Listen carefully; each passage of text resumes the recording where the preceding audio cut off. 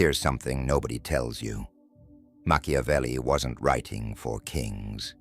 He was writing for a man who had nothing, a man who had been tortured, exiled, stripped of everything he built, a man sitting in a small, cold house outside Florence, watching powerful people make decisions that destroy ordinary lives. And from that darkness, he wrote the most honest book about power ever put on paper, The Prince. Now, most people hear Machiavelli and think manipulation, ruthlessness, evil dressed in a suit. That's lazy reading. The deeper reading, it's a survival manual, a psychological map of how the world actually works. Not how your teachers told you it works. Not how your parents hoped it would work. How it works. It is better to be feared than loved if you cannot be both.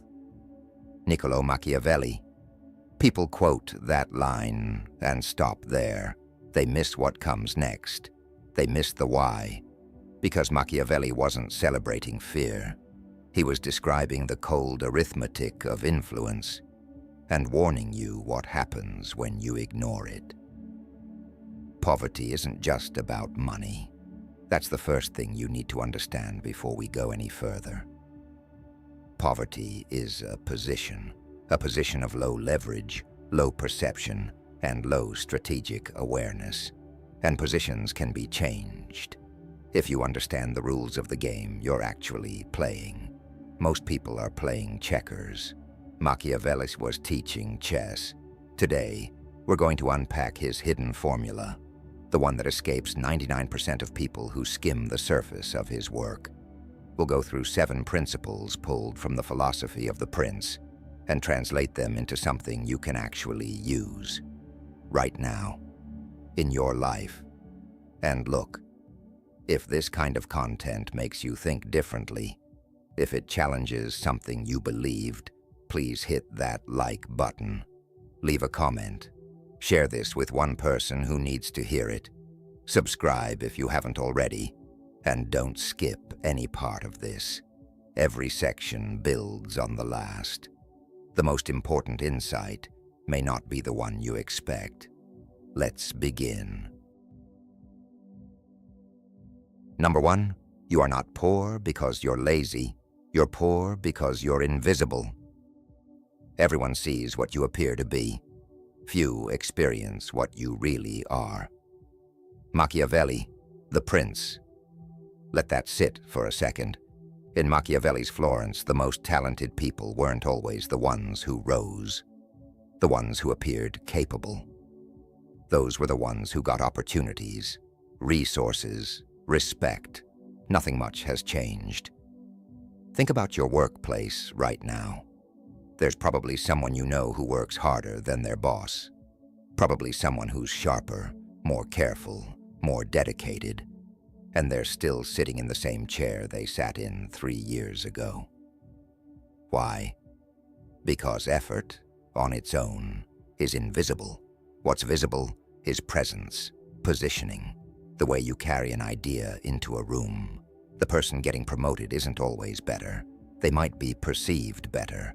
And in the game of escaping poverty, financial poverty, social poverty, opportunity poverty, perception is currency. This isn't cynical. It's just accurate.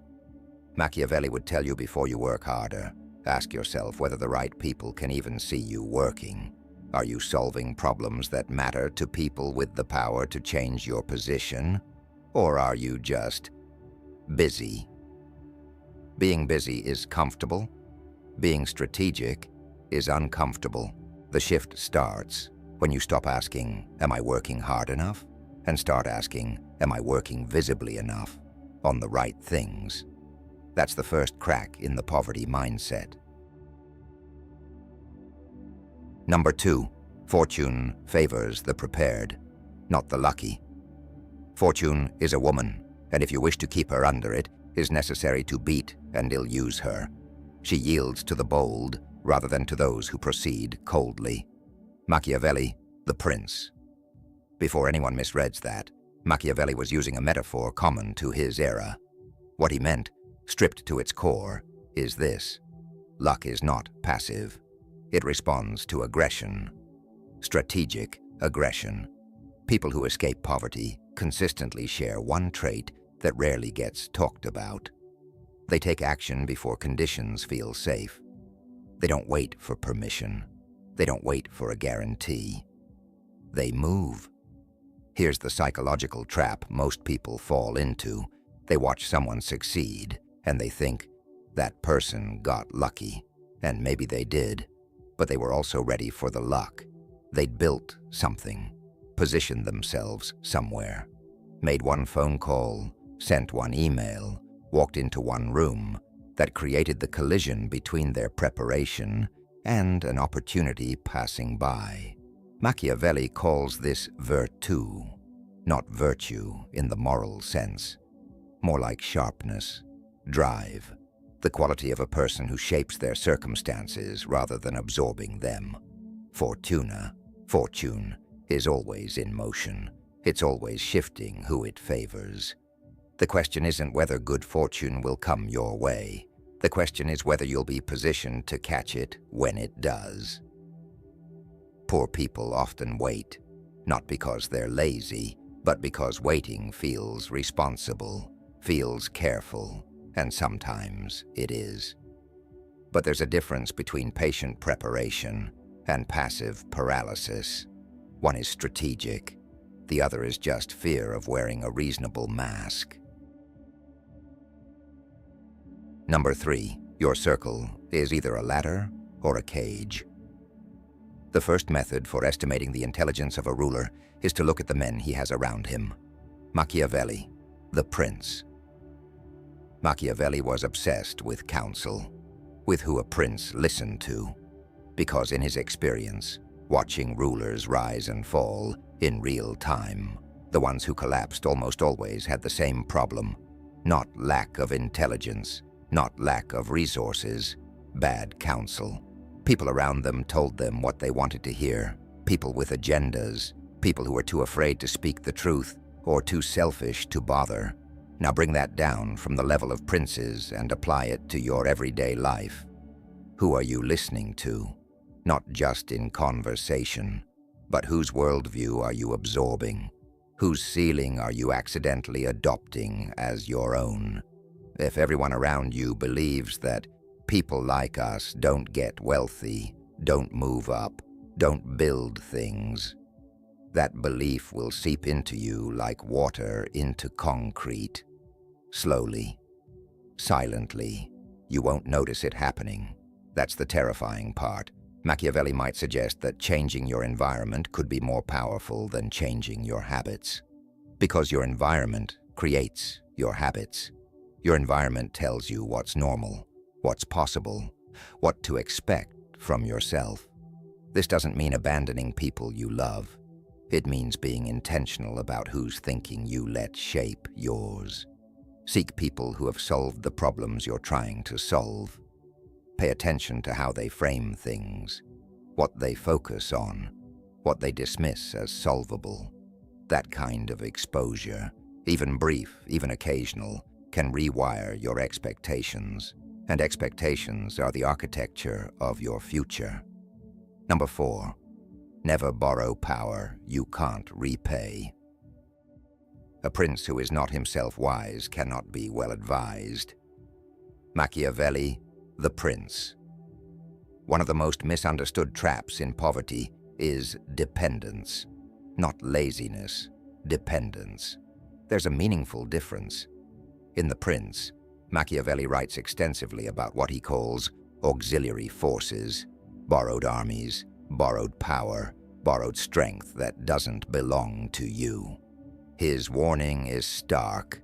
States that rely on borrowed force are never secure, because the moment the lender decides to leave or turn, you have nothing of your own. Think about how this applies financially.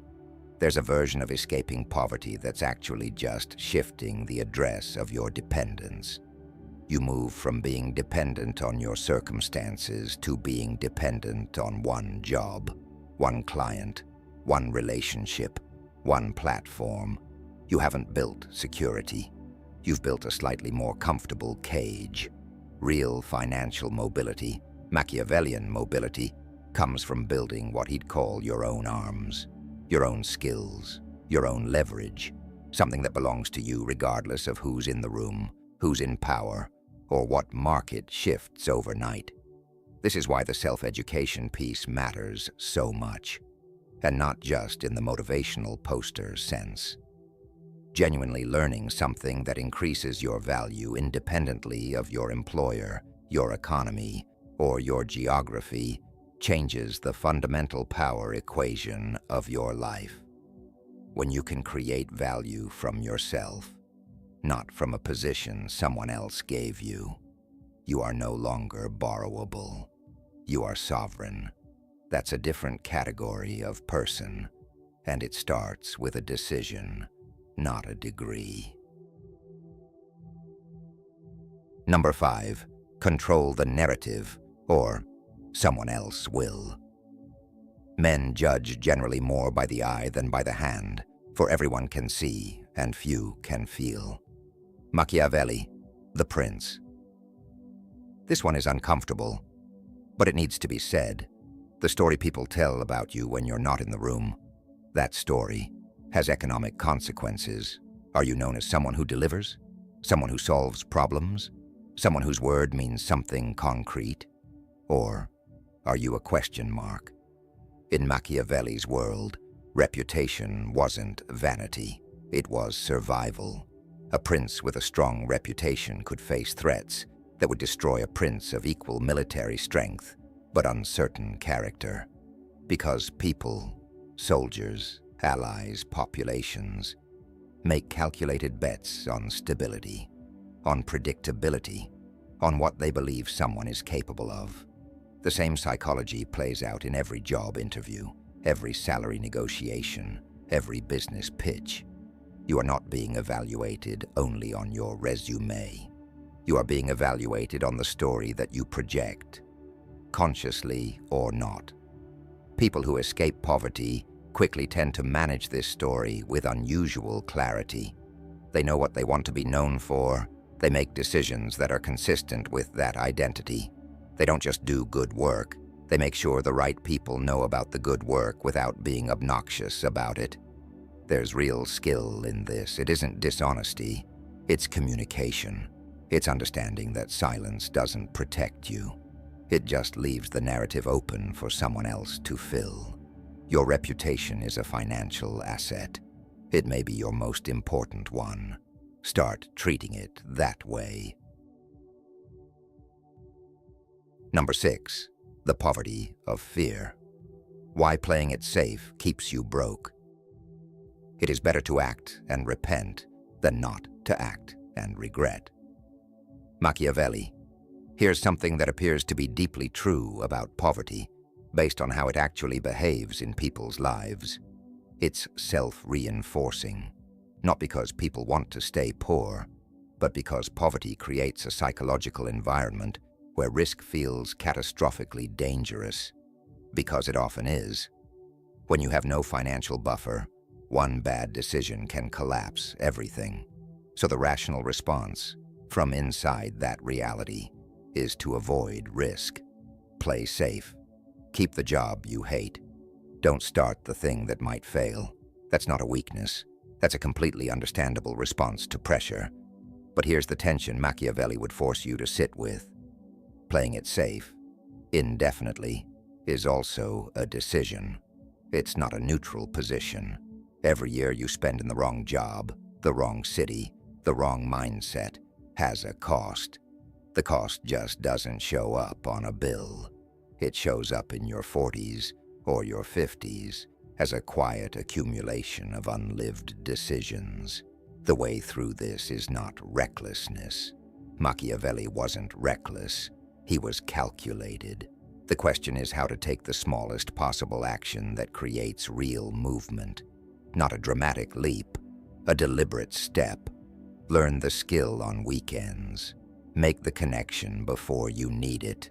Build the side income before you quit. Move the needle just enough that your options expand. and then move it again. Compounding works on more than money. It works on leverage, on confidence, on the range of choices available to you. Start small enough that fear doesn't stop you, but start. Number 7, the long game. Why most people quit one move too early. Whosoever desires constant success must change his conduct with the times. Machiavelli, the prince. Machiavelli watched brilliant men fail, often, and when he studied why, one pattern kept returning. They were too rigid. They found a method that worked, and they held on to it past the moment it stopped working. They confused past success with current strategy. When the world shifted, and the world always shifts, they didn't. The people who escape poverty permanently are almost never the ones who found the perfect system and followed it forever. They're the ones who stayed in motion, who kept reading the environment, who were willing to change not just their tactics, but occasionally their direction. This is the long game, and the long game is psychological before it's financial. Most people quit, not at failure. They actually quit at the edge of breakthrough. There's a specific moment, somewhere in the middle of any serious effort to change your financial life, where it seems like nothing is working. The results aren't showing yet. The costs are visible, and the gains aren't. That moment is where 99% of people turn back. Machiavelli would call this a failure of virtù, not talent, not luck, but will. The capacity to stay strategic when emotions are pulling you toward retreat. The one who escapes poverty faster than 99% of people isn't necessarily smarter. They may not even work harder. They just stay longer. They iterate when others quit. They adjust when others collapse. And they have the emotional architecture to hold a long-term vision while managing short-term pressure.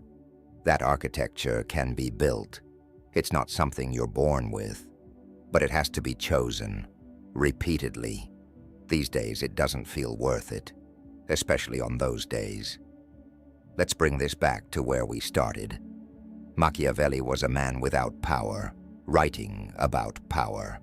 Not to celebrate cruelty, not to glorify manipulation. He was trying to understand reality clearly enough to survive it, and maybe shape it. The 7 principles we covered today aren't tricks. They're not shortcuts in the cheap sense. They're a framework for seeing your situation with unusual clarity and moving through it with unusual strategy. You are not invisible, but you may need to position yourself better. You are not unlucky, but you may need to be ready differently. Your circle is not fixed, but you may need to audit it more honestly. Your power is not borrowed, but you may need to build more of your own. Your story is not over, but you may need to take more ownership of how it's being told. Your fear is not irrational, but it may be costing you more than the risk would. And the long game, it's still available to you, right now, today. Machiavelli spent years in exile thinking the game was over for him. Then he wrote the book that made him immortal. The clock doesn't matter as much as you think. What matters is whether you're still playing, and whether you're playing with your eyes open.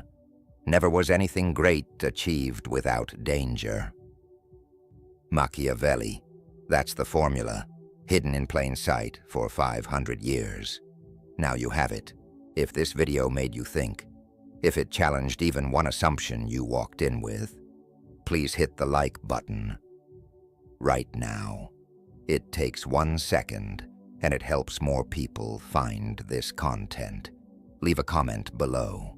Tell me, which of these 7 principles hit hardest for you? Which one are you going to apply first? I read every single comment.